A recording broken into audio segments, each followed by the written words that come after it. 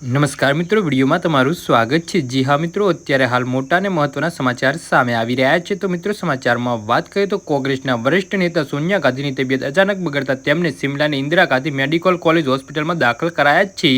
હાલ ડોક્ટરની ટીમ તેમના સ્વાસ્થ્યની તપાસ કરી રહી છે। હજુ સુધી સ્પષ્ટ થયું નથી કે તેમને કયા પ્રકારનું સ્વાસ્થ્ય સમસ્યા થઈ છે। જી હા મિત્રો, અત્યારે હાલ મોટા અને મહત્વના સમાચાર સામે આવી રહ્યા છે। સોનિયા ગાંધી 2 જૂન પોતાની દીકરી પ્રિયંકા ગાંધીના સાથે શિમલા આવ્યા હતા અને સરબડા ખાતે ખાનગી ફાર્મ હાઉસમાં રોકાયા હતા। અચાનક તેમની તબિયત ખરાબ થતાં તેમને આઈજીએમસી લઈ જવાયા હતા। જી હા મિત્રો, અત્યારે હાલ મોટા અને મહત્વના સમાચાર સામે આવી રહ્યા છે। હિમાચલ પ્રદેશના મુખ્યમંત્રી સુખવિન્દરસિંહ સુક્લુએ પોતાની પ્રવાસ રદ કરી દીધી હતી અને શિમલા પરત ફરી રહ્યા હતા। તેમના આઈજીએમસી પહોંચવાની શક્યતા છે। આઈજીએમસી હોસ્પિટલની સુરક્ષા વ્યવસ્થા વધારી દેવામાં આવી છે।